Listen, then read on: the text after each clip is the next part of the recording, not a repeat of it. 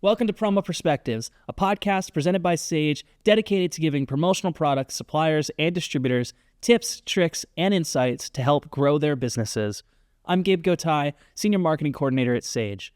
This month, we're going to spend a few episodes talking about how you can use Sage stores to grow your business. For those of you not familiar, Sage stores are an e-commerce platform that let you offer your client a quick and easy way to order their branded merch online. In a previous episode, Chris Jordan, Sage Account Advisor, gave the Sage perspective on how you can identify the right clients to sell more stores. But recently, I sat down with Brad Gooch of Ideal Incentive to get the distributor perspective on how to sell more stores and build a sustainable business model using e-commerce.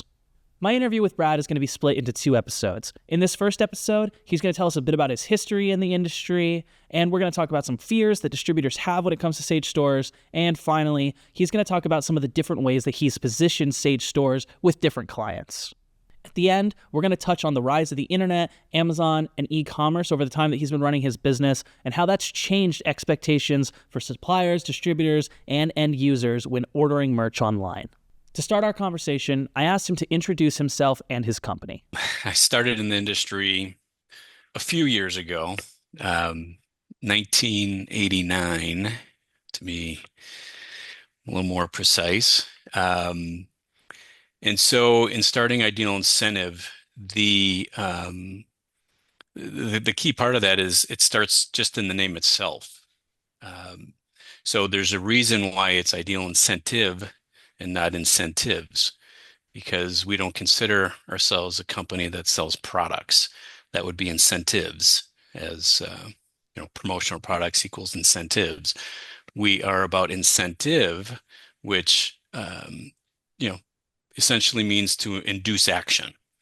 And so it's all about objectives and solutions and our expertise and so forth, and how we can identify the any issues that are going on with the client, why they're approaching us in the first place, and then provide the best possible solution for them. So so that's really the key is it starts right there that we say eventually we fill in with the products, but it's the last part of it, which is a little bit different, I think, than a lot of distributors view it as what's the latest and greatest tote bag and this item and that item. We don't care about the product. We care about what our client's trying to achieve first, then we fill it in. I asked him in conversations that he'd had with other distributors, what were some common fears that he'd encountered when it comes to implementing stores? How could he overcome them? And what were some misconceptions that he thought should be cleared up? Well, the first one, revolves around identifying their cost. The products, as usual, are simple, but it's everything else, and the everything else is a lot more. And so what are those costs, and what of those costs should they pass along to their client? So those are, the first two big ones. What's the cost? How do I pass that along? Another fear for some of the distributors is just learning the platform in and of itself.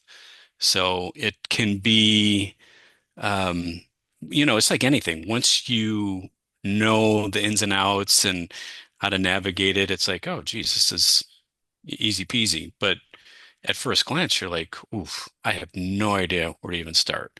So that can be kind of that fear of the unknown,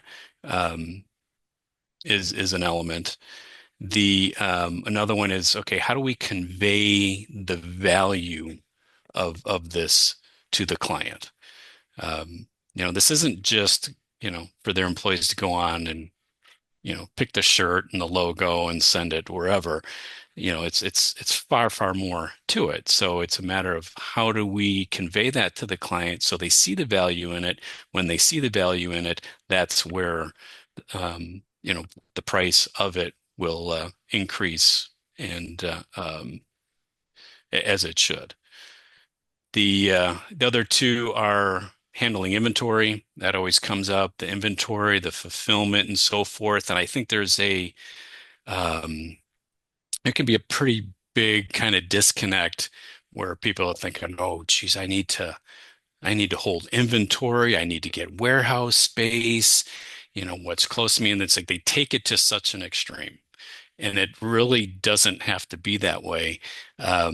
Because when you really think about it, it's when you're selling or when a client purchases, we'll say, some Bluetooth speakers or some golf balls or whatnot, the odds of every single one of those being given out in whatever they were purchasing it for is relatively slim. They're going to have extras. Where do those extras go? They go back to Patty's office. They go into what we call the disappearing closet. And now it's like a mishmash of stuff. She has no idea what's there. The CEO comes in unannounced, says, I'm taking a few guys out to golf. Give me some Pro V1s. She doesn't know where they are. Oh, geez, there's only two. He's not happy with her. It's just like one of those snowball things. So, hey, hold the 12 dozen Pro V1s, hold the, you know, 12 extra speakers or whatnot. It doesn't, even if you're a home-based business, it's not like some crazy amount of space that you need to get started with this stuff. Um, and then the last part of it is how to protect themselves. Um, and that goes into the agreements. You want to have these things in writing. You want to have as much kind of CYA, if you will, to the whole process because you just never know. And your contact, who knows? They might not be your contact tomorrow, next month, next year, and you need to have yourself protected. So those are the things: costs, selling, learning the platform, conveying the value, handling inventory, and how to protect themselves. Those are the things that a distributor, a lot of times you combine all those and like, I'm just gonna sell pens, so it's not hard. We're talking about solutions. And so, and that is the operative word, solution. So what are we solving? And so, if you aren't identifying this up front, then your mind can really play tricks on you. And it's, oh well, what if they want this and they might not want that and so forth, and then you get in your own head. So back away from it, take an aerial view, and and talk with them and say, okay, what are we trying to solve here? And I'll kind of list off some examples of what might come up. um, so is your client tired of like different departments and individuals going to their guy? And the result of that, when they're going here and there and so forth, may very well be an inconsistency of their logo. And that's not a good thing. So we'll bring it all in. We know what your branding guidelines are.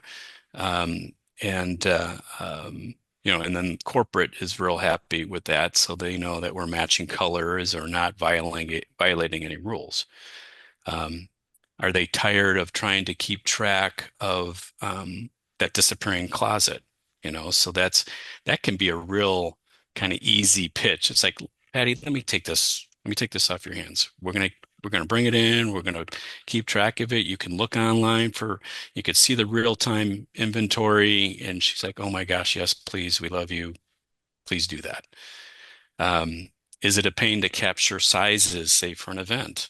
The infamous, spreadsheet that's going around to 212 people, and then, it's just, it's time consuming for them. It's a pain for them. Um, the lack of time, space, expertise, if there's any type of fulfillment involved, that's a big thing. I mean, this is what we do for a living, and we've had it a few times where we have done a project for a client, and then at some point somebody came in and said, "Oh no, let's not pay Ideal to do that. Let's do it ourselves." And we kind of chuckle, no problem. Drop ship the products into every single time once it's finished. Don't ever let us do that again.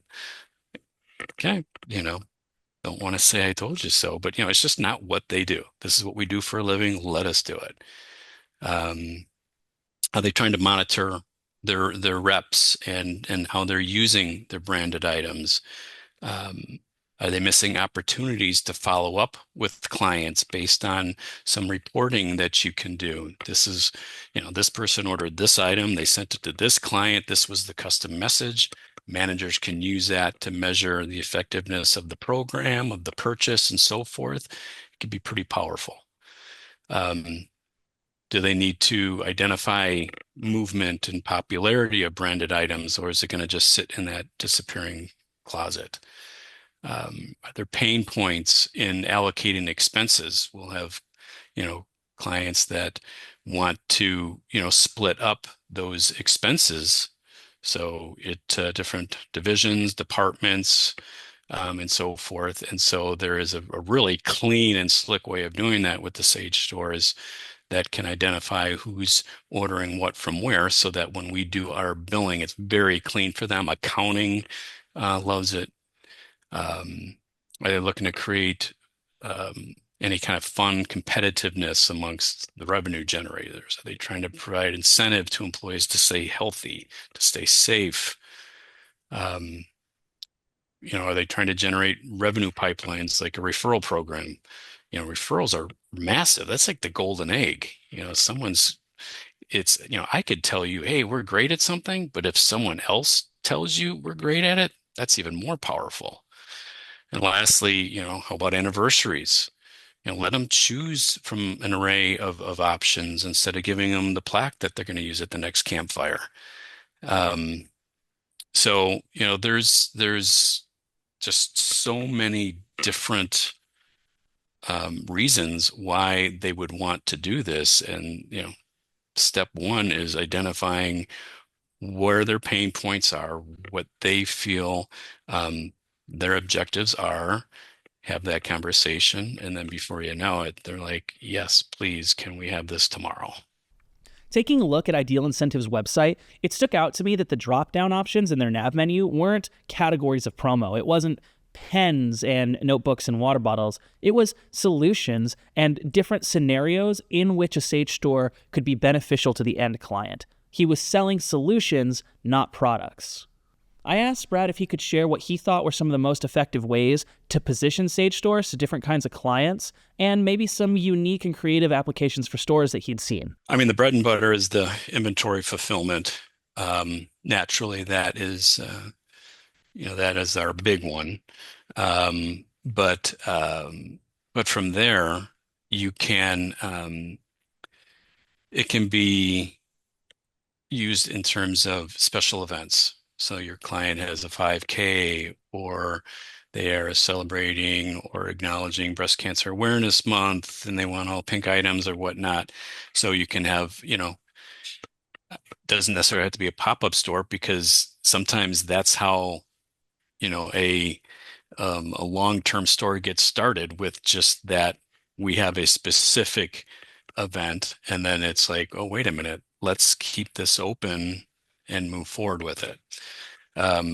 For sales reps, kind of mentioned that earlier, it's a very effective thing for us to give the reps a certain amount into their account, and then it keeps track of that.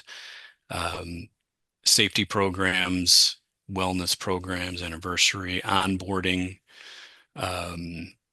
The Sometimes, we see, and this happened recently, where the client, that typical end of the year, use it or lose it budgets in December. Oh, I've got X amount of money. I have to buy something. And we said, okay, try to go through the qualifications and idiosyncrasies and whatnot that were involved. And okay, so how about these items? Now, how about this? Now, this has been popular. Now, this could be a good fit. Now, all right, well, whoa. So then we said, okay, let's show them some causes, and and then we pitched them on a couple of causes, and like, yes, that we want. What kind of products can we get where the supplier supports that cause? and then they picked an item immediately. So, so now they want to communicate that to their clients and beyond, that this is by purchasing that product, they are supporting that cause. So that's a much bigger element these days than it used to be. And sometimes it's just a way of having a, kind of a nice professional way of capturing an order. The employee goes on, sees the sizes, looks at a sizing chart. It's a good way to kind of scrub a mailing list. It's amazing. Some of these big companies, these employees aren't telling HR that they moved 18 months ago. And so then they take that list and they send that to HR and they're appreciative of that. Those are kind of the bread and butters, but then you said some creative ways. So a few different creative things. One of them is a like a book of quotes, and so the store doesn't need to be necessarily a store as you would typically think of it. It can be a means of them logging into that URL, entering their information, and then uploading some information as almost like an order form, if you will, but just a much more professional way of doing it.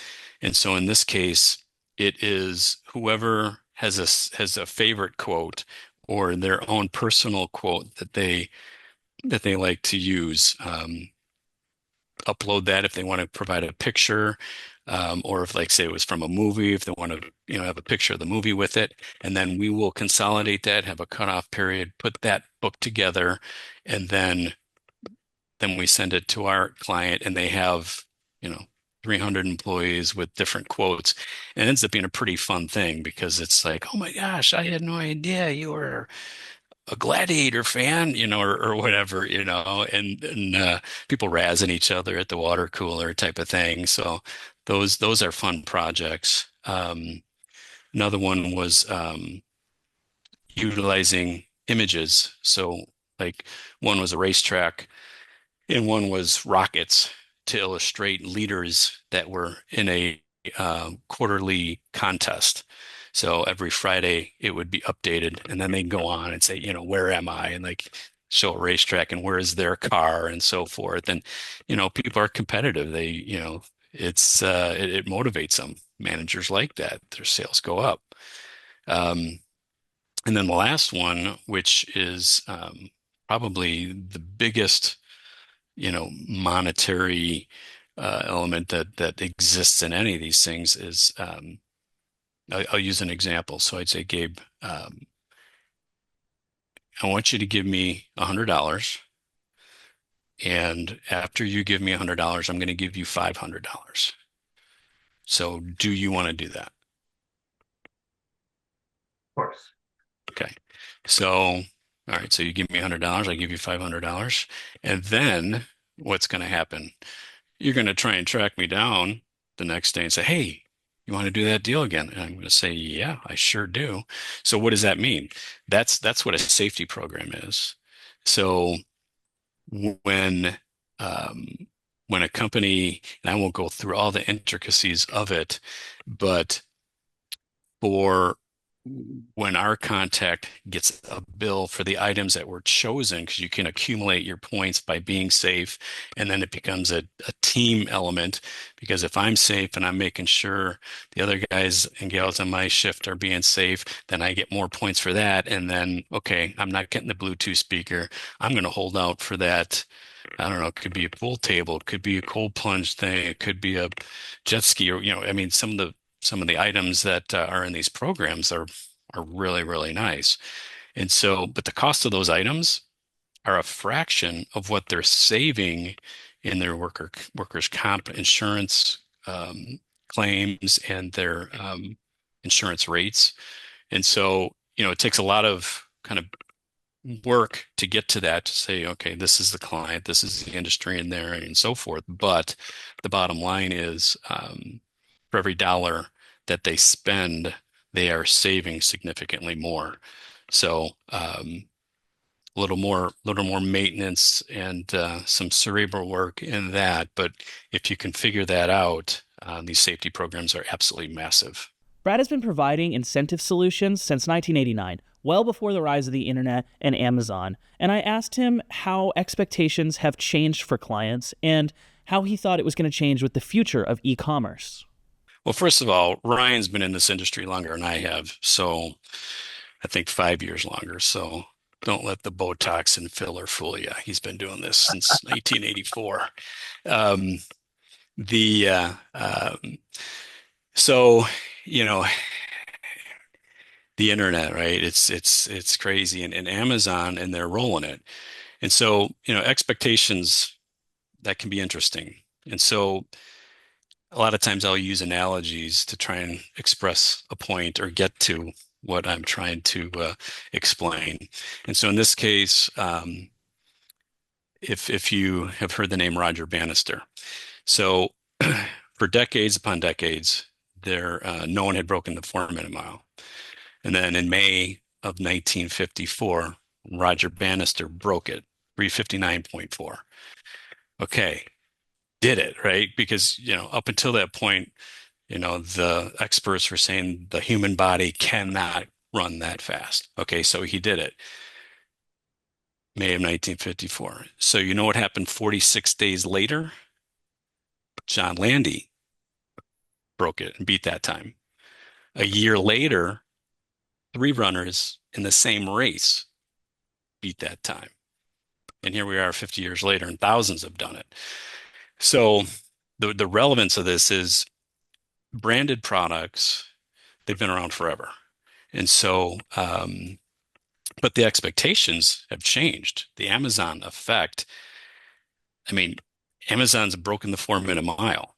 And so how do we um, how do we deal with all of us who are practically um, we're not satisfied that we're getting it the next day anymore. Like, it's 10 o'clock in the morning. Why won't I have it by 3 o'clock this afternoon? I mean, it's pretty crazy to think about that. And so, and then they're throwing the, free shipping. We know there's no such thing as free shipping. Somebody's paying it. But, and so it reminds me of, I don't know if you've probably heard this phrase though, about we offer three kinds of services, but you can pick two, right? Good, cheap, and fast. So for good and cheap, we won't be fast. For fast and good, we won't be cheap. For cheap and fast, we won't be good. You can pick two, right? And so, but this Amazon thing, it's like, okay, I can see the quality, and if it's not good quality, I can send it back. The prices are pretty aggressive, and obviously we're getting very fast. So how do we deal with that element? And it's why we're talking. We're not Amazon, and keep in mind our clients aren't Amazon. Um, but that's exactly what these company stores with a certain level of inventory in the back end, it's exactly what they do. So, yes, you have to be smart about what's being purchased and the suppliers that you're using, the refill quantities, reset fees, and all that stuff. There's a lot of background work that has to be done. But if they want a product with their logo and they want it shipped, let's just say within 1 to 2 days, it can absolutely happen. It doesn't mean that they need to have $128,000 worth of inventory on the shelf, but they need to have something. Um, and but are there other alternatives to have the fast? I hate the word cheap. That's such a negative word. We'll just say competitive, say competitively priced, fast, and good quality. Um, and that gets into these on-demand options that we have. And so for anyone that was at the PPAI show in Vegas, there were there are a number of them. However, it's there's a difference there. It's not going to be that's not going to be on the inexpensive side. So really, the question was, how do we deal with expectations and the the Amazon world we live in? You get a company store. You don't try to, we say pigs get fat, hogs get slaughtered. Don't get greedy with it. Let's start small, let's measure it, and so forth. And so you can have a program where these are items that are not available right now, but here are some that are available right now. And then you start there. And that's really the solution. That's as close as you can become, um, that fulfill now, good quality, but staying competitively priced. This has been part 1 of my interview with Brad Gooch from Ideal Incentives. Stay tuned for part 2, where he's going to give us a look at the inner workings of running a business offering solutions like this, the technologies and costs associated, including shipping costs and inventory management, and how to more effectively run a sustainable business using Sage Stores. Plus, Brad is going to give us some insights on being a B2B distributor rather than selling directly to smaller end clients, and some of the benefits of doing that, and how distributors who are doing more B2C business can transition to B2B and do more business using Sage Stores. Subscribe to Promo Perspectives wherever you get your podcasts, and stay tuned for part 2.